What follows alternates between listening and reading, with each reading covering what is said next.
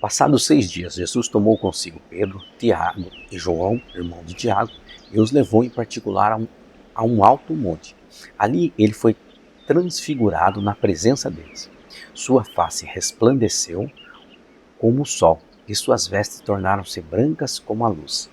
De repente, surgiram à sua frente Moisés e Elias, conversando com Jesus. Expressando-se Pedro, disse a Jesus: Senhor, é bom estarmos aqui. Se desejarem, farei aqui 3 tendas, uma para ti, uma para Moisés e outra para Elias. Enquanto ele ainda estava falando, uma nuvem resplandecente os envolveu, e dela emanou uma voz dizendo: Este é o meu filho amado, em quem me regozijo. A ele atendei. Ao ouvir isso, os discípulos prostraram-se com o rosto em terra e ficaram atemorizados. Então Jesus, aproximando-se deles, tocou-os e disse: Levantai-vos e não temais. Ao erguer os olhos, a ninguém mais viram, senão somente a Jesus. Aqui é Deus, o próprio Pai, da mesma maneira que quando Jesus foi batizado, ele veio e falou assim: esse é o meu filho amado, demonstrando de uma maneira direta e muito clara que não era o João Batista que estava batizando ele que eles deveriam seguir, sim Jesus, esse é o meu filho amado. Aqui, da mesma maneira, ele mostra que não é Moisés e não é Elias. A tenda deve ser amada, a tenda deve ser montada só para Cristo. Cristo é quem nós deveremos seguir a partir da vinda de Jesus. Tá? Então, quando o Pedro fala, vamos montar tenda para 3 tendas, ele fala, não. A própria voz, Deus vem mais que rapidamente e fala, não. Você vai montar, sim, a tenda, mas para o meu filho, para Jesus. Então, gente, aqui fica bem claro, ok? Aqui fica bem claro que Jesus é o único que a gente deve levar em adoração, em tempo, tá? Inclusive, se a gente tem uma aliança, a gente tem uma nova aliança, que é o Novo Testamento em Jesus, tá? Essa passagem nos mostra muito claro isso. O próprio Deus sinalizou isso aos discípulos de Jesus, tá? Então, continuando aqui. Enquanto desciam do monte, Jesus lhe ordenou: a ninguém conteis a visão que tiveste, até que o Filho do Homem ressuscite dentre os mortos. E os discípulos lhe perguntaram: então, por que os escribas ensinam que é preciso que Elias venha primeiro? Ao que Jesus lhe respondeu: Elias com certeza vem e restaurará todas as coisas. Eu, todavia, vos afirmo, Elias já veio, mas eles não o reconheceram e fizeram com ele tudo quanto desejaram. Da mesma forma, o Filho do Homem irá sofrer nas mãos deles. Os discípulos entenderam então que era a respeito de João Batista que ele havia falado. Então percebe? O espírito de Elias, ou Elias, veio em forma de João Batista. Tá? E ele veio preparando, trazendo, anunciando o reino que estava vindo após ele, que era Jesus. E eles acabaram decapitando João Batista. É disso que Jesus está falando. A cura do menino possesso. Ao chegarem onde se reunia a multidão, um homem aproximou-se de Jesus, ajoelhou-se diante dele e clamou: Senhor, compadece-te do meu filho, pois tem sofrido horrivelmente com ataques epiléticos. Muitas vezes cai no fogo e outras tantas na água. Apresentei-o aos teus discípulos, mas eles não conseguiram curá-lo. Então Jesus exclamou: ó geração sem fé e perversa, até quando estarei convosco? Até quando vos terei de suportar? Trazei-me aqui o menino. E Jesus repreendeu o demônio, e este saiu do menino, que daquele momento em diante ficou são. Então veja, quando o pai do menino levou o menino aos discípulos, eles não estavam na presença de Jesus. Eles estavam distante de Jesus.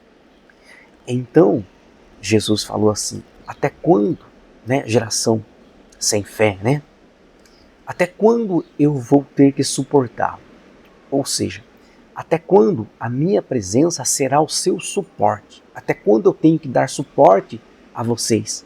Para que vocês depois caminhem pela própria fé, sem a necessidade de eu estar presente. Tá?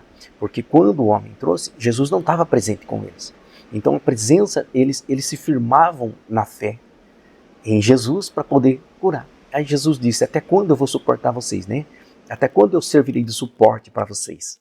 Vocês precisam andar com a própria fé, né? Aí continua.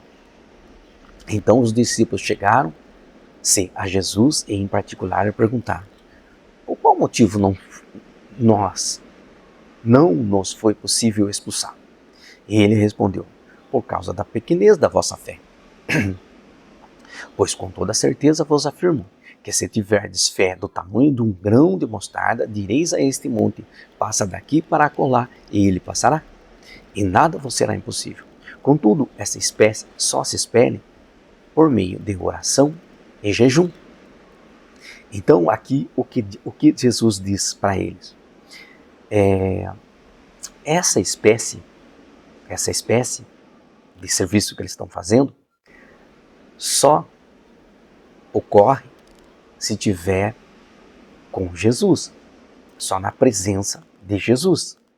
Se você não tiver com Jesus, você não vai expulsar demônios, tá? E aí, só que ele diz isso de uma outra maneira. Ele fala por oração e jejum. E qual é o princípio da oração e de jejum? É você trazer ou ficar junto de Jesus ou trazer Jesus para ficar contigo. Só que ele falou com oração e jejum no sentido já preparando eles para que quando Jesus não estivesse presente fisicamente com eles, como eles alcançariam a presença de Jesus? Através da oração e do jejum. Tá? Então já é um ensinamento para depois da ausência de Jesus. Por isso que ele fala oração e jejum. Tá? Aí a outra parte aqui, Jesus prediz novamente seu martírio. Ao se reunirem na Galiléia, compartilhou com eles dizendo, o Filho do Homem está prestes a ser entregue nas mãos dos homens. Eles o matarão, mas no terceiro dia ele será ressuscitado. Então profunda tristeza abalou os discípulos. Agora Jesus paga os impostos circulares. Quando Jesus e seus discípulos chegaram a Cafarnaum, os cobradores de impostos de 2 dracmas abordaram a Pedro e questionaram, o vosso mestre não paga o imposto das 2 dracmas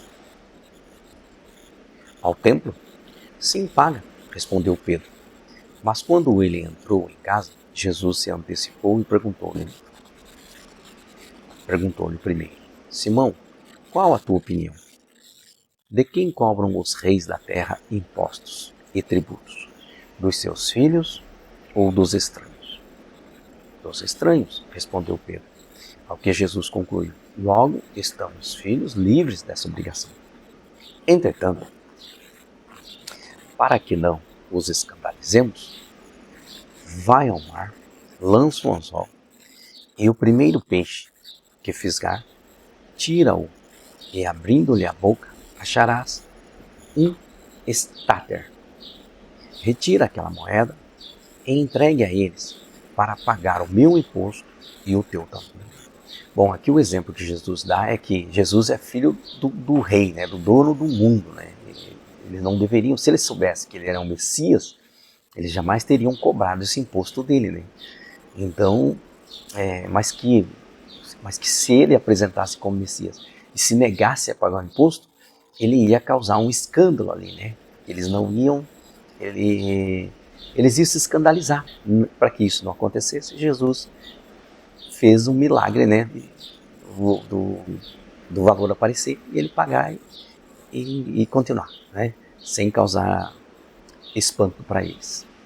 Então Mateus 17 encerra aqui. Eu espero vocês para leitura e comentários em Mateus 18. Fiquem com Deus e até lá.